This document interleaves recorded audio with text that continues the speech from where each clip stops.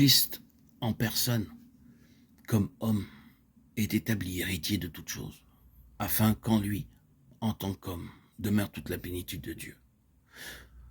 Revenez à la lettre aux Colossiens, et lorsque vous y serez, que vous aurez lu le premier chapitre, puis le second, vous vous demanderez, à présent, quel est l'objet en vue? Quelle est l'intention de l'apôtre? Que veut dire le Saint-Esprit par ce qui est écrit ici? La première réponse serait que l'objectif est de montrer, de déclarer la divinité du Seigneur Jésus-Christ. Vous ne pouvez pas le nier. Prenez des termes comme ceux du verset 19 du chapitre 1 et le verset 9 du chapitre 2. Assurément, dans ces passages, il est question de divinité.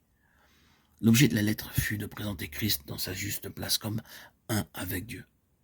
Pourtant, une fois que vous avez reconnu ceci, vous devez admettre qu'il y a un second point que l'apôtre cherche à faire valoir par les mêmes moyens, en montrant que même si Jésus-Christ était un seul avec Dieu et de la divinité même, il était aussi homme.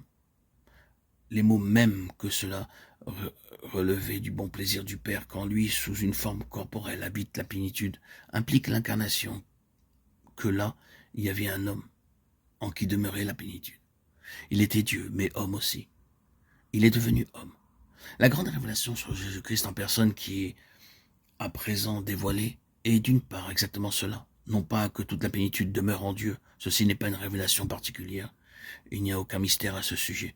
Ce n'est pas non plus qu'il plut à Dieu que toute la plénitude devait demeurer dans un membre de la divinité. Il n'y a rien qui pourrait nous surprendre dans ceci.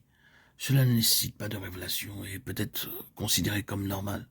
Mais le mystère de Christ est que par le bon plaisir du Père, la plénitude demeure en lui, en tant qu'homme, que c'est dans un homme que Dieu a fait habiter la plénitude, qu'il est l'héritier de toutes choses.